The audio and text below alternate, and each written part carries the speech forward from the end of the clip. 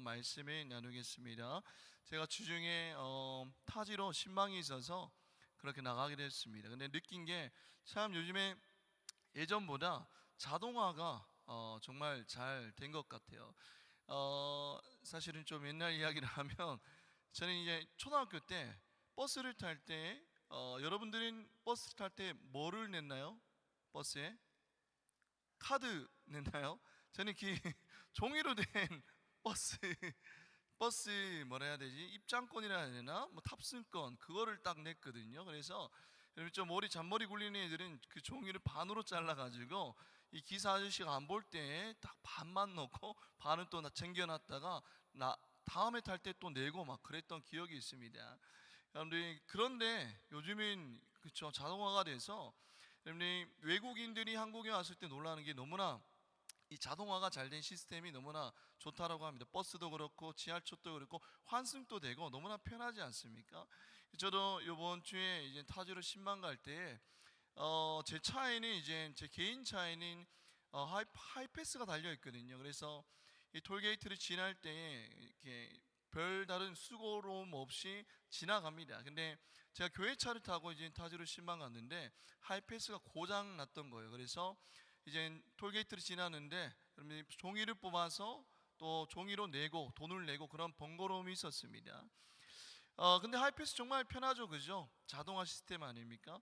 그리고 요즘 그리고 대전에서 이제 한 청년을 만났습니다. 청년을 만났는데 이제 점심 식사를 하는데 요즘에는 테이블에 이런 뭐가 다 세팅되어 있죠?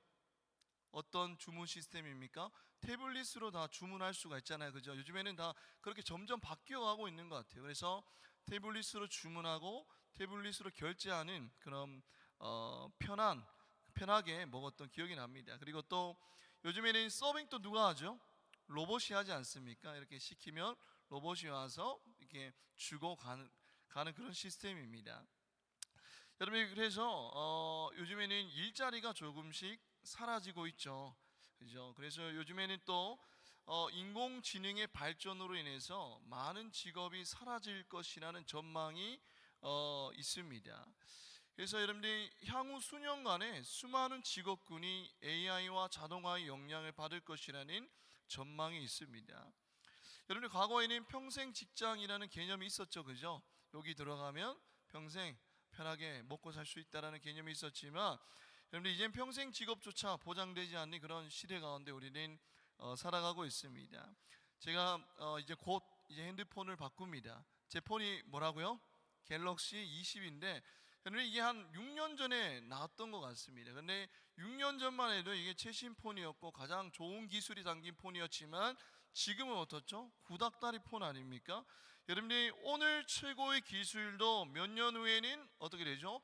낡은 기술이 된다는 겁니다. 여러분 우리가 영원할 것처럼 붙들고 있는 것들이 사실은 매우 일시적이라는 거예요. 여러분 바울은 오늘 본문에서 이렇게 말하죠. 사라질 것이 있고 영원히 남을 것이 있다라고 우리에게 말씀하고 있습니다. 여러분 저는 오늘 이 본문 고린도전서 13장을 묵상하면서 바울이 저에게 이렇게 말하는 것 같았어요. 당신은 지금 인생 가운데 무엇에 당신의 인생을 투자하고 있습니까? 라고 바울이 저에게 그렇게 묻는 것 같았어요. 여러분 오늘 고린도 교회는 무엇이 풍성한 교회였습니까? 무엇이 풍성했죠? 은사가 풍성했죠.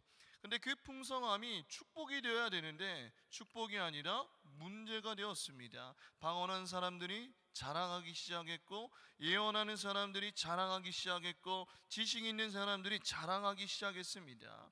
여러분들 감사가 넘쳐야 되는데 감사가 아니라 비교와 자랑이 넘쳐났던 교회가 바로 고린도 교회였죠. 여러분들 고린도전서 12장에 보면 어떤 내용들이 나옵니까? 은사에 대해서 나오죠. 그래서 12장은 은사장이라 부르고 12장 다음에 13장에는 주로 어떤 내용이 나오죠? 오늘 본문에는 사랑에 대한 내용이 나오죠. 그래서 사랑장이라고 우리는 부르기도 합니다. 그런데 여러분들 12장에는 은사가 나오고 왜 13장에 바로 뒤에 사랑이 나올까요? 그 이유는 무엇입니까? 고린도 교회에 무엇이 없었기 때문에? 은사는 있었지만 사랑이 없었기 때문에 그랬던 거예요. 여러분 오늘 본문 흔히 사랑장이라고 부릅니다. 그래서 우리는 이 본문을 묵상할 때 되게 감성적이게 되죠. 마음이 따뜻해지고 어떤 그런 따뜻함이 느껴지죠, 그죠? 그러나 사실은 여러분들이 단순히 사랑에 대한 아름다운 시가 아닙니다. 여러분 은사에 집착하고 있던 교회를 향한 바울의 강력한 권면이 담긴 내용이 바로 오늘 본문 고린도전서 13장이라는 거예요. 여러분 8절 한번 볼까요? 오늘 본문 8절 우리 한번 읽어보겠습니다. 시작. 사랑은 언제까지나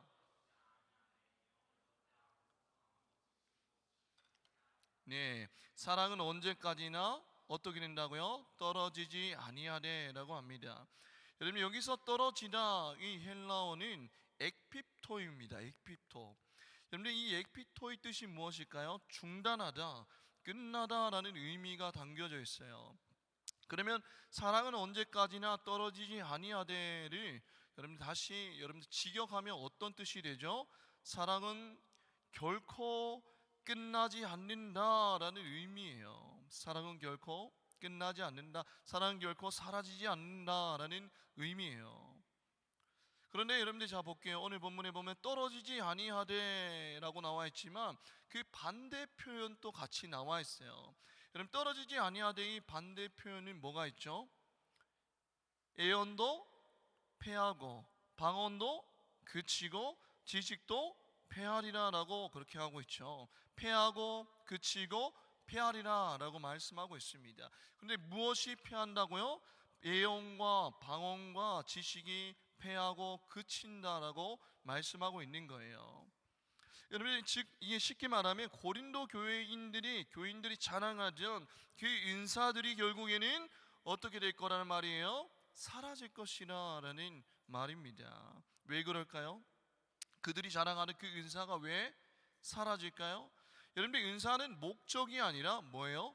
수단이기 때문이에요. 은사는 목적이 아니라 수단이기 때문입니다. 여러분들에게 제가 질문 하나 하겠습니다. 여러분들의 삶의 목적은 무엇입니까? 한번 좀 생각해 볼까요? 여러분들이 이 땅 가운데 살아가는 목적은 무엇입니까? 왜 열심히 살아가고 있나요? 그 삶의 목적은 무엇인가요? 여러분 성경에는 우리 삶의 목적이 바로 하나님께 영광 돌리는 것이라고 말씀하고 있어요. 우리가 이 땅 가운데 태어난 목적이 나에게 영광을 돌리기 위함이 아니라 나를 지으시고 나를 만드시고 내 인생의 주인 되신 하나님께 영광 돌리기 위해서 우리가 살아간다라고 성경은 말씀하고 있습니다. 즉 하나님을 찬양하는 것이죠. 그것이 우리의 삶의 목적이에요. 그런데 하나님이 그 목적을 위해서 우리에게 주신 것이 무엇입니까? 하나님을 찬양하기 위해서 우리에게 주신 것이 무엇이죠? 우리의 입술과 우리의 손과 우리의 발과 또 저 드럼을 주셨고 이 마이크를 주셨고 이 기타를 주셨고 이 건반을 주셨죠. 하나님을 찬양하기 위해서 주셨다라는 거예요. 근데 여러분들 언젠가 하나님이 주신 우리의 몸은 언젠가 어떻게 돼요? 사라지게 되어 있어요. 그리고 여러분들 하나님이 주신 저 악기도 사라지게 되어 있습니다. 여러분들 저는 이렇게 찬양을 부를 때마다 한 번씩 이렇게 뒤에서 쫙 보는데 여러분 드럼 누가 치고 있죠? 유경이가 치고 있죠. 근데 저는 유경이 칠 때마다 정말 은혜를 받을 때가 많습니다. 정말 열정적으로 치잖아요. 막 온몸으로 칩니다. 그래서 유경이가 정말 열정적으로 쳐서 저 드럼체를 몇 개나 부셨을까요? 맞춰볼까요? 3개, 5개. 저도 사실은 잘 모르지만 제가 눈으로 본 것만 해도 몇 개 되는 것 같아요. 그래서 예전에 유경이가 막 드럼체를 이만큼 사왔더라고요. 제가 봤습니다. 정말 열심히 치잖아요, 그죠?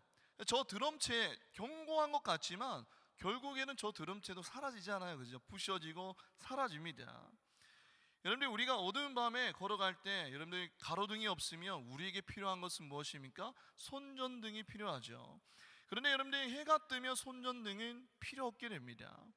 여러분 우리가 길을 모를 때 무엇을 들고 갑니까? 내비게이션을 들고 가죠. 저도 대전에 갈 때 이제 내비게이션을 들고 갔거든요. 그런데 여러분들 목적지에 도착하면 내비게이션을 어떻게 해야 돼요? 꺼야 돼요. 제가 예전에 목적지에 도착했는데 그것도 모르고 내비게이션 켰다가 음식 식당에 앉았는데 여기에 도착했습니다. 저기에 도착했습니다. 계속 소리가 울리더라고요. 그죠? 여러분이 목적지에 도착하면 내비게이션 더 이상 필요가 있습니까? 없습니까? 필요가 없다라는 거예요. 여러분들 목적을 이루게 되면 수단은 더 이상 필요가 없게 되는 것입니다. 제가 이제 곧 이제 단기 선교를 가지만 작년에 이제 몽골에 갔을 때 좀 특징이 뭐냐면 이게 우리가 건물을 짓잖아요, 그죠? 건축을 할 때에 이 뭐죠? 이게 이 건물을 짓기 위해서 올라가서 일할 수 있도록 설치하는 임시 구조물이 뭐라고 부릅니까? 한 단어로 있잖아요. 이거 제 몸에 많은 거 뭐라고 부르죠? 비계. 비계라고 하죠, 그죠? 비계 처음 들어봤습니까? 비계라고 하죠. 그래서 여러분들 우리가 건축에 보면 여러분들 우리 대한민국 이 우리나라는 건축을 지을 때 비계를 뭘로 쓰죠? 단단한 이렇게 철 파이프라고 하나 그런 걸로 이렇게 다리를 만들고 해서 올라가서 또 작업을 하고 그러잖아요, 그죠? 근데 몽골에 갔을 때 제가 본 기억으로는 뭐 나무로 비계를 이렇게 했더라고요. 나무로 이렇게 해가지고 사다리를 만들어서 올라가서 작업을 하고 그런 모습들을 보았습니다. 여러분들 어쨌든지 간에 여러분들 비계는 건물을 쌓아 올릴 때에는 필요하죠, 그죠? 비계가 있는 이유가 뭐죠? 건물을 만들기 위해서 비계가 있죠. 그러나 건물을 다 만들고 나면 그 목적을 완성하면 비계는 어떻게 해야 됩니까? 철거하고 사라지게 되어 있다라는 거예요. 더 이상 비계가 필요 없어진다라는 거예요. 왜냐하면 그것이 비계가 목적이 아니라 건물이 목적이고 비계는 수단이기 때문이에요. 그런데 여러분들이 건물이 중요하지 비계가 중요한 것이 아닙니다. 그런데 고린도 교회는 무엇을 자랑하고 있었어요? 비계를 자랑하고 있었어요. 방언이라는 비계, 지식이라는 비계, 능력이라는 비계를 계속해서 자랑하고 있었다라는 거예요. 고린도 교회는 어떤 은사가 더 뛰어난가에 관심이 많았고 그 은사를 사모했습니다. 그러나 바울은 그 질문의 방향을 바꿔버린 거예요. 어떤 은사가 더 뛰어난가라는 질문을 바꿔버립니다. 너에게 어떤 은사가 있느냐라는 질문보다 그 은사를 사랑으로 사용하고 있느냐라는 질문을 우리에게 던지는 거예요. 어떤 은사가 있느냐보다 그 은사를 사랑으로 사용하고 있느냐라는 질문을 고린도 교회와 우리 감람나무 청년부에게 그 질문을 던진다라는 거예요. 여러분들 은사는 교회의 몸을 이루고 있는 지체들을 세우기 위한 것이죠. 아까 비계가 건물을 세우기 위해 있듯이 은사는 주의 몸된 교회를 세우기 위한 것입니다. 그런데 여러분들 사랑에 빠진 은사는 사람을 세우는 도구가 아니라 사람을 무너뜨리는 무기가 될 수 있음을 우리는 기억해야 된다는 거예요. 찬양을 잘해도 내 목소리가 탁월해도 그 안에 사랑이 없으면 허공에 울려 퍼지는 소리가 되고 하나의 소음이 될 수도 있습니다. 우리가 말씀에 대한 지식이 많다 할지라도 그 안에 사랑이 없으면 사람을 판단하기 시작해요. 그거 아닌데? 그거 틀렸는데? 정죄하기 시작하죠. 리더십이 있다 할지라도 그 안에 사랑이 없으면 사람을 이용하게 됩니다. 섬김을 많이 한다 할지라도 그 안에 사랑이 없으면 그 섬김이 자기 의가 될 수 있는 거예요. 여러분이 우리 청년의 때에 우리 주관 심사는 무엇입니까? 나 아닙니까? 나는 무엇을 잘하는가? 나는 어떤 재능이 있는가? 나는 어떤 영향력을 끼칠 수 있는가? 나는 공동체 안에서 어떤 역할을 할 수 있는가? 라는 고민을 주로 하지 않습니까? 여러분 이 질문은 반드시 필요합니다. 여러분들 그런데 더 중요한 질문이 있다라는 거예요. 어떤 질문일까요? 나는 내 은사로 사람을 사랑하고 있는가? 라는 질문이 더 중요하다는 거예요. 하나님이 그 은사 자체보다 은사가 흘러가는 방향을 보고 계세요. 그 은사가 자꾸 내 안에만 고여 있습니까? 아니면 내 옆에 있는 지체와 공동체로 흘러가고 있습니까? 오늘 본문 9절 10절 한번 우리 다시 한번 읽어볼까요? 시작. 우리는 부분적으로 알고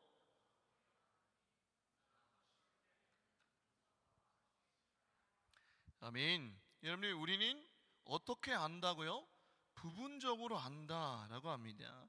여러분이 부분적으로 알고 이 뜻이 뭐냐면 여러분이 고린도 교회는 여러분이 성령님이 주신 그 은사를 통해서 하나님의 뜻을 알았어요.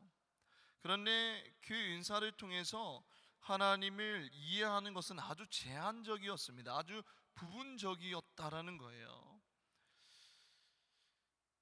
우리는 하나님을 다 알 수가 없습니다. 알 수는 있지만 다 알 수는 없죠.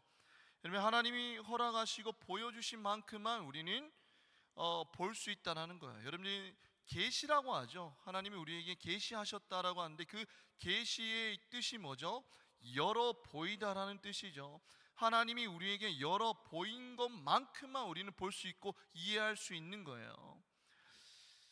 만약에 여러분들 예를 들어 볼게요. 여러분들이 이 감람나무 청년부 전체 이 면적을 다 뒤덮는 퍼즐 조각 한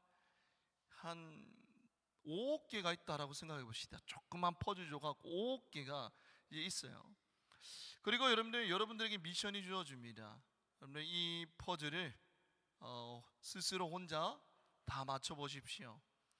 여러분들 퍼즐 5억 개 혼자 다 맞출 수 있겠습니까? 다 섞여져 있어요. 다 섞여져 있습니다. 여러분 그 미션을 줬을 때 여러분들 다 할 수 있을 자신이 있나요? 여러분 어렵죠, 그죠? 여러분 하나님은 그래도 그 퍼즐 전체의 그림을 다 보고 계세요. 그러나 우리는 뭐죠? 조각조각만 볼 수 있다는 거예요. 조각조각. 전체 그림을 우리가 다 알 수가 없죠. 여러분 마찬가지로 하나님을 향한 우리의 지식도 조각조각 아주 부분적입니다. 그래서 때로는 이해되지 않는 일들이 있죠. 여러분이 신학교 가면 조금 이렇게 어떻게 사람이 변화되냐면 조금 배웠다라는 사람들은 어떻게 되면 교만해집니다. 조직 신학을 배우고 어떤 신학을 배우면 내가 좀 하나님에 대해서 안다라고 생각하죠. 그런데 여러분들이 그 하나님에 대해서 안다라고 생각하지만 사실은 아주 하나님의 일부분 조각조각 알고 있는 거예요. 우리는 하나님 다 알 수가 없습니다. 존재 자체가 다르잖아요. 여러분 우리는 하나님을 조각적으로만 알고 있기 때문에 그래서 때로는 이해되지 않는 일들이 있죠. 어떤 일들입니까? 왜 하나님은 나에게 이 일을 허락하셨을까? 왜 하나님은 기도 응답을 늦게 하시는 것일까? 왜 하나님은 내 인생을 이렇게 돌아가게 하는 것일까? 왜 하나님은 나에게 이런 길을 허락하셨을까?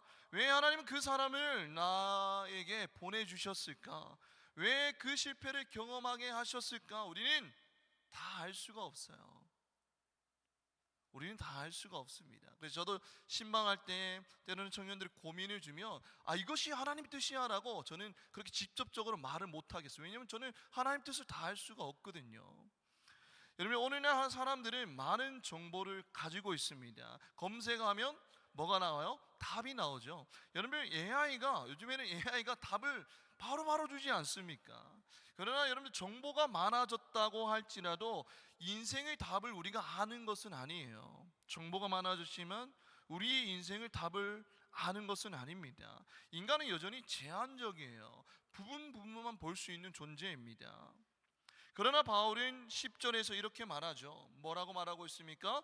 온전한 것이 올 때에 여러분들이 부분적으로 하던 것이 패하리라 라고 말씀하고 있어요.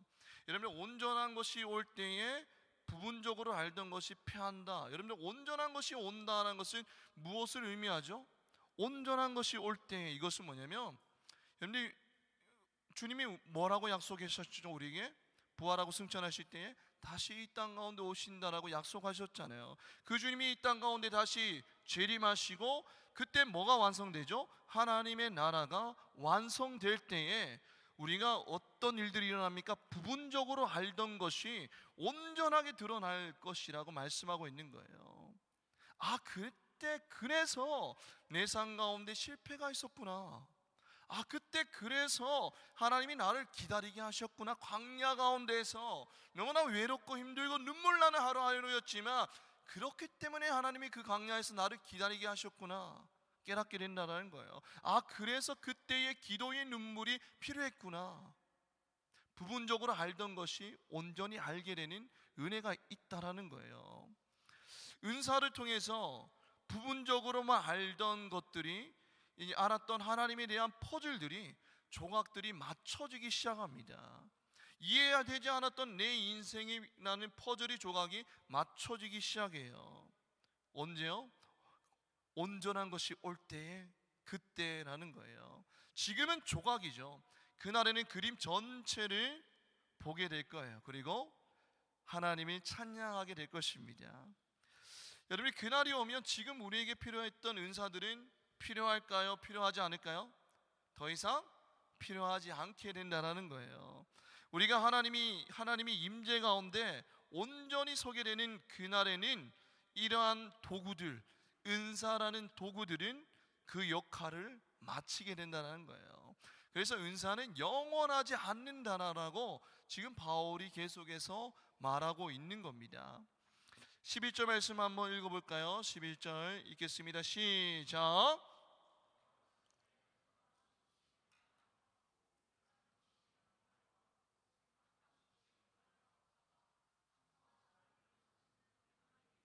버렸노라. 아멘. 여러분, 바울은 신앙의 여정을 어린아이에서 어른으로 자라가는 과정에 비유를 하고 있어요. 여러분들, 어린아이의 원어를 보니까 네피오스입니다.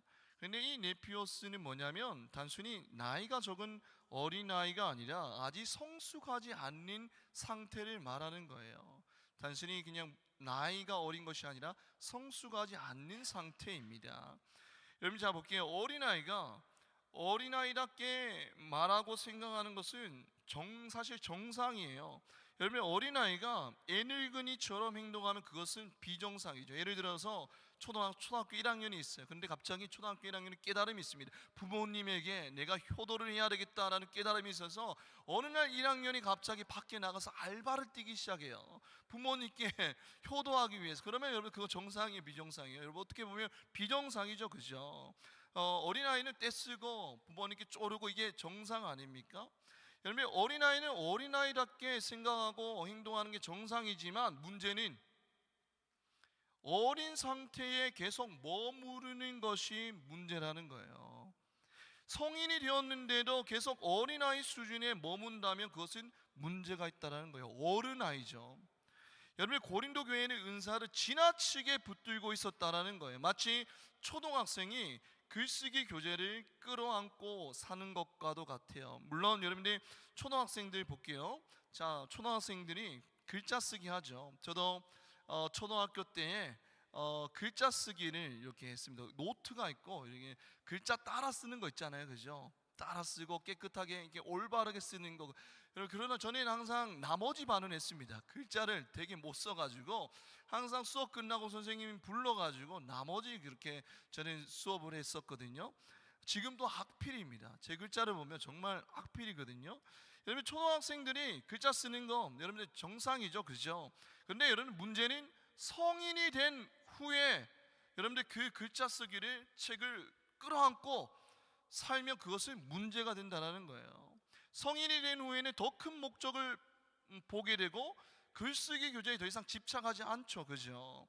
여러분, 은사도 마찬가지입니다. 여러분, 지금 중요하죠. 은사는 중요합니다. 필요합니다. 그러나 그것이 우리의 신앙의 주 목적은 아니라는 거예요. 여러분, 성숙한 신앙은 은사에 집착하는 것이 아니라 은사를 통해 역사하시는 하나님을 바라보는 것이 성숙한 신앙인 거예요. 그러나 고린도 교회는 어땠죠? 은사가 내 삶의 주 목적인 것처럼 어린아이처럼 그렇게 은사를 끌어안고 살았다라는 거예요. 그것이 문제라는 겁니다.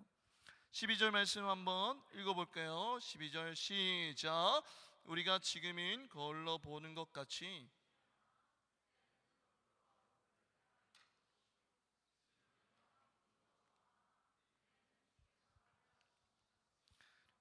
알리라라고 하면 여기서 대조가 나오거든요. 대조. 여러분들, 뭐와 뭐가 대조되고 있죠? 지금과 그때가 대조되고 있죠, 그죠? 여러분들, 지금은 어떻게 본다고요?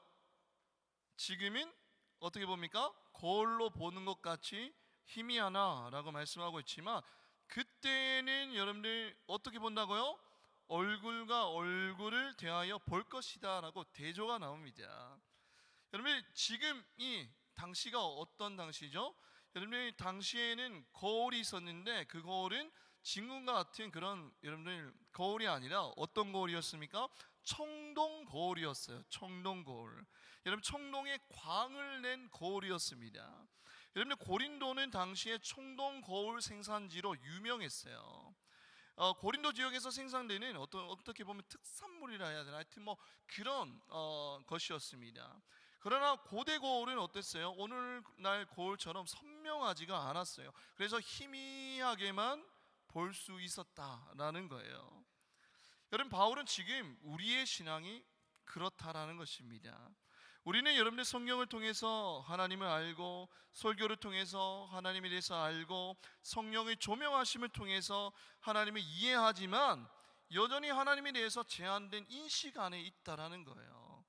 그러나 여러분들, 그날이 오면 달라진다는 거죠. 우리는 하나님을 얼굴과 얼굴을 대면하여 보게 됩니다. 여러분, 지금은 우리가 기도를 하죠. 그러나 여러분들, 그날이 오면 하나님과 직접 우리가 교제하게 됩니다. 지금은 우리가 믿음으로 한 걸음 한 걸음 걸어가죠. 그러나 그날에는 주님과 함께 걸어가게 됩니다. 지금은 우리가 눈물로 하나님을 찾죠. 그날에는 하나님을 뵙게 됩니다. 여러분, 지금은 우리가 하나님을 부분적으로 알죠. 그러나 그날에는 더욱더 온전히 알게 된다라는 거예요.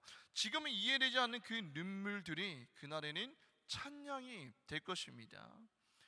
장차 하나님의 나라가 완성되면 성도들은 하나님과 더욱더 직접적이고 충만한 교제를 누리게 될 것입니다. 그래서 천국에서 우리가 하나님을 만나게 되는 그날, 우리는 수많은 질문에 대한 답을 듣게 될 것이에요. 이 땅 가운데 살아가면서 했던 그 수많은 질문에 대한 답들을 듣게 될 것입니다. 그래서 그때 실패가 있었군요, 하나님. 그래서 그때 그분과의 만남이 있었군요. 그래서 그때 하나님이 나를 기다리게 하셨군요 라는 그 답을 듣게 될 것이에요. 그리고 지금은 눈물로 이해되지 않는 것들이 그날에는 찬양이 될 것입니다. 우리 마지막 본문 13절 한번 우리 큰 소리로 읽어볼까요? 시작. 그런즉 믿음, 소망, 사랑, 이 세 가지는 항상 있을 것인데 그 중에 제일은 사랑이라. 그 중에 제일, 여러분들, 믿음, 소망, 사랑, 이것이 바로 우리 그리스도인들의 가장 핵심 신앙 아닙니까? 믿음, 소망, 사랑, 이 세 가지 모두 중요한데 그 중에 제일은 뭐라고요? 사랑입니다. 왜 믿음도 중요하고 여러분 소망도 중요한데 왜 사랑이 제일입니까? 라고 질문을 던질 수가 있겠죠. 왜일까요? 왜 사랑이 제일입니까? 그것은 영원의 관점에서 볼 때, 영원의 관점에서 볼 때 무엇만이 끝까지 남기 때문이에요? 사랑만이 끝까지 남기 때문입니다. 여러분, 믿음은, 여러분들, 우리 지금 믿음은 언젠가 보는 것으로 바뀌게 됩니다. 우리가 믿던 주님을 직접 보기 때문에 그 믿음은 보는 것으로 바뀌게 되죠. 여러분, 소망은 언젠가 성취로 바뀌게 됩니다. 우리가 바라던 하나님의 나라가 나라 안에 들어가기 때문이죠. 그게 성취되었죠. 그래서 더 이상 소망을 품고 살아가지 않아도 돼요. 그것이 이루어졌기 때문입니다. 그러나 사랑은 어떻게 돼요? 끝나지 않아요. 우리가 하나님의 나라 안에 들어가도 사랑은 끝나지 않습니다. 왜냐하면 하나님은 사랑이시라. 하나님은 사랑 그 자체이시기 때문에 우리가 그 나라에 들어가도 하나님이 여전히 우리를 사랑하시고 우리도 하나님을 사랑할 것입니다. 사랑은 영원하다라는 거예요. 그렇기 때문에 믿음, 소망, 사랑, 그 중에 제일은 사랑이라고 말씀하고 있는 것입니다. 그런데 여기서 우리는 중요한 질문이 있죠. 믿음, 소망, 사랑, 그 중에 제일은 사랑인데 우리 하나님, 우리가 어떻게 사랑할 수 있습니까? 내 옆에 지체들을 사랑할 수 있습니까? 라고 질문을 던질 수가 있죠. 여러분, 내 옆에 있는 지체를 지금 얼굴 한번 좀 볼까요? 이렇게 부끄럽지만 우리 다은이랑 현수 절대 안 보는 가족, 역시 가족, 찐 가족이 절대로 안 보고 시선이 분산되어 있어요. 그죠? 사랑할 수 저도 이제 누나가 있어서 조금 압니다. 그 마음을. 자, 여러분이 우리는 자 옆에 사람을 사랑할 수가 없죠. 그죠? 잘 되지 않습니다. 여러분이 우리는 그죠? 내 옆에 사람보다 나를 더 사랑하는 존재 아닙니까? 하나님보다 하나님을 사랑한다 고백하지만 하나님보다 내 자신을 더 사랑합니다. 여러분, 사랑해야 한다는 것은 알지만 사랑을 우리는 못하죠. 그죠? 그래서 우리에게 필요한 것이 무엇입니까? 복음이 우리에게 필요하다는 거예요. 여러분, 성경은 우리에게 너 더 사랑해 라고만 말하지 않아요. 그렇게 명령하지 않습니다. 먼저 하나님께서 너를 먼저 사랑하셨다라고 우리에게 말씀하고 있어요. 먼저 사랑하셨다. 우리가 아직 죄인이었을 때에 예수님이 우리를 위해서 십자가에 달려 죽으셨어요. 우리가 하나님을 사랑하기 전에 하나님이 먼저 우리를 사랑하셨다라고 성경은 우리에게 말씀하고 있어요. 우리가 사랑할 수 있는 이유는 뭐예요? 우리 능력이 아니라 하나님이 먼저 우리를 사랑하셨기 때문이에요. 그 사실을 믿을 때, 그 사실을 품고 살아갈 때에 그 사실에 감사하고 감격함으로 반응하며 나아갈 때 비로소 우리는 내 옆에 있는 지체를 사랑할 수 있게 되는 것입니다.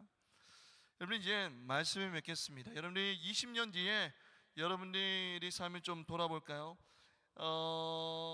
여러분들 20년 뒤, 30년 뒤, 40년 뒤에 여러분들의 학점, 여러분들이 열심히 쌓아올린 그 학점은 기억되지 않을 수가 있습니다. 여러분들이 열심히 쌓아올린 스펙과 여러분들이 지금 가지고 있는 직함도 사라질 수가 있어요. 그러나 여러분들이 무엇이 남습니까? 누군가를 위해 흘린 그 눈물은 결코 사라지지가 않습니다. 한 영혼을 위해서 하나님 앞에 드린 그 기도는 사라지지가 않는다는 거예요. 부모님을 향한 사랑은 시간이 지나도 계속 남아있는다는 겁니다. 여러분, 공동체를 섬긴 그 헌신은 10년, 20년, 30년이 지나도 남아있다는 거예요. 예수님을 사랑한 그 삶은 여전히 시간이 흘러도 남아있다는 겁니다. 여러분, 고린도 교회는 은사를 자랑했죠. 그러나 바울은 말합니다. 그것도 사라진다. 그러나 사랑은 영원하다라고 바울이 고린도 교회와 우리 감람나무 청년부에게 말하고 있는 거예요. 여러분이 사라질 것을 위해서 여러분들의 인생을 낭비하지 마십시오.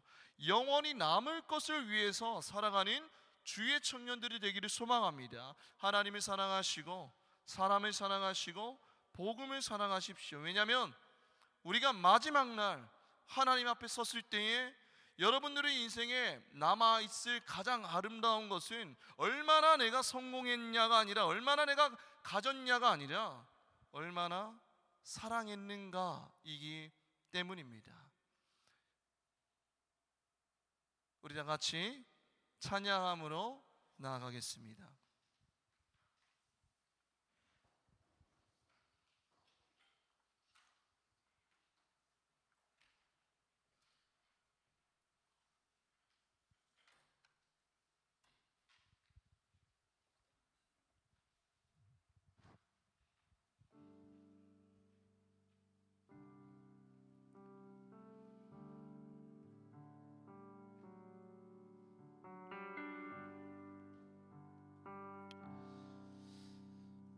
참 신앙생활을 하면 할수록 힘든 것이 내 옆에 있는 사람을 사랑하는 것입니다. 참 힘들죠.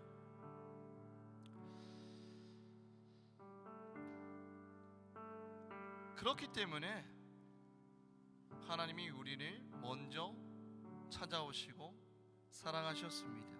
오늘 우리가 부를 찬양은 사랑이 나를 부르네 라는 찬양인데, 그 찬양에서 이렇게 고백하고 있어요. 사랑이 나를 부르네. 날 먼저 찾아온 그 사랑이 지금 또 나를 보시며 여전히 함께 하시는 그 사랑이 나를 부르네 라고 고백합니다.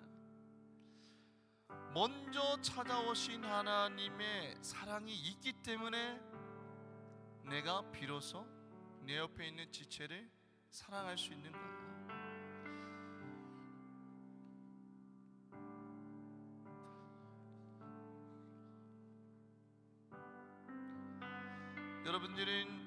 저와 여러분들은 무엇을 붙들며 살아가고 있습니까? 사라질 것들을 붙들며 살아가고 있습니까? 영원히 사라지지 않는 그 사랑을 붙들고 살아가고 있습니까?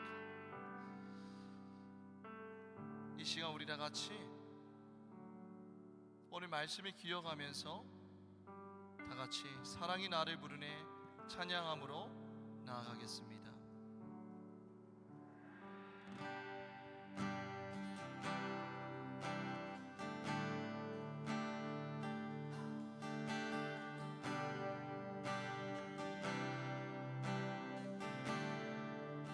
사랑이 나를 부르네 날 처음 지으신 그 사랑이 조금 더 마르지 않고 한 번의 후회도 없는 그 사랑이 나를 부르네 한 번 더 고백하겠습니다. 사랑이 나를 부르네 날 처음 지으신 그 사랑이 조금 더 바르지 않고 한 번의 후회도 없는 그 사랑이 나를 부르네 영원한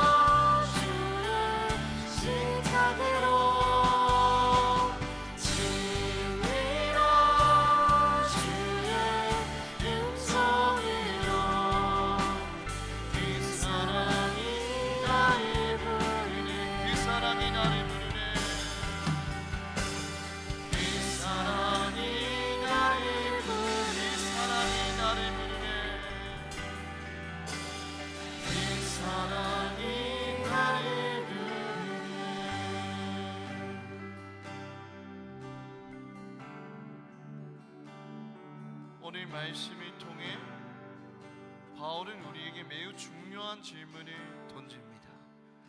당신은 지금 무엇에 인생을 투자하고 있습니까?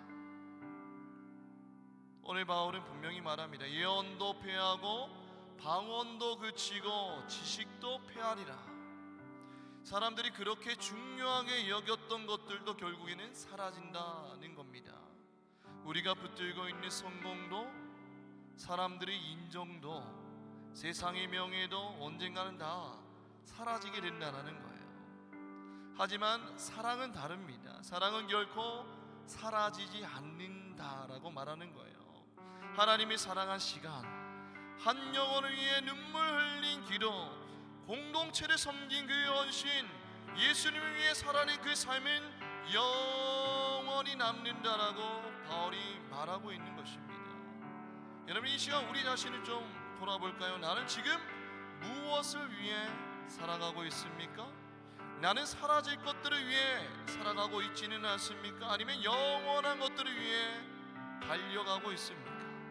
이 시간 함께 기도합시다. 하나님, 사라질 것들을 붙들며 살아온 우리의 모습을 용서하여 주옵소서. 마지막 날 주님 앞에 섰을 때에 성공보다 사랑이 남는 인생 되게 없어서 우리 다 같이 주여 한번 외치고 기도하겠습니다.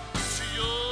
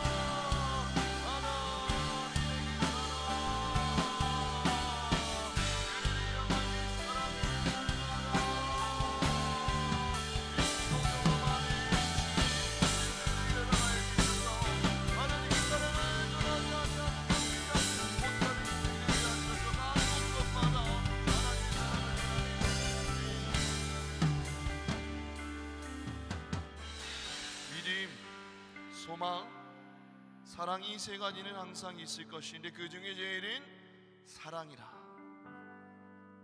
그런데 솔직히 우리는 사랑하기 어려운 사람들 아닙니까? 사랑해야 하는 것은 알지만 용서가 되지 않을 때가 있습니다.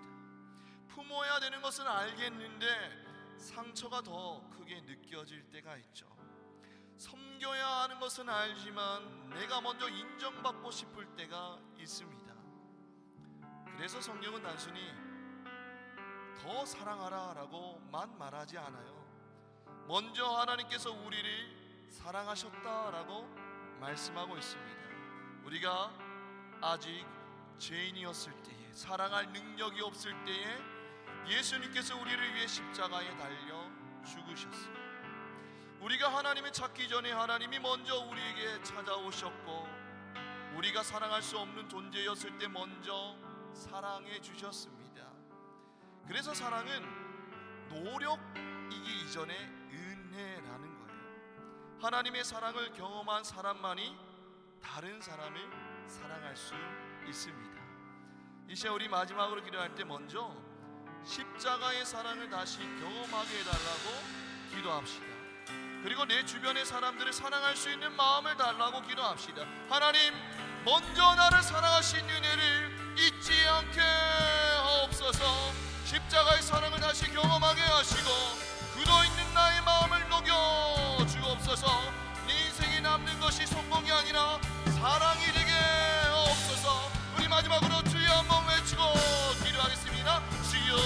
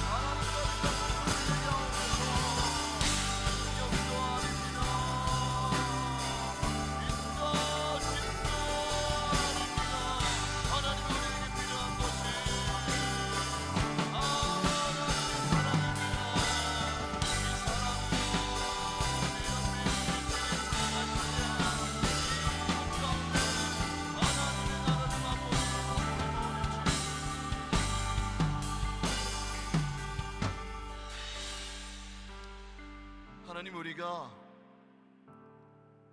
마지막 날 하나님 앞에 섰을 때에 하나님이 우리에게 찾으신 것은 금도 아니요, 은도 아니요, 돈도 아니요, 명예도 아니요, 권력도 아니요, 우리 안에 있는 사랑임을 날마다 깨닫게 하셔서 하나님, 우리가 죽기까지 어떻게 하면 이웃을 사랑할까 고민하다가, 그렇게 고민하고 노력하다가 하나님 앞에 서는 우리 모든 주의 청년들 될 수 있도록 하나님 인도하여 주옵소서.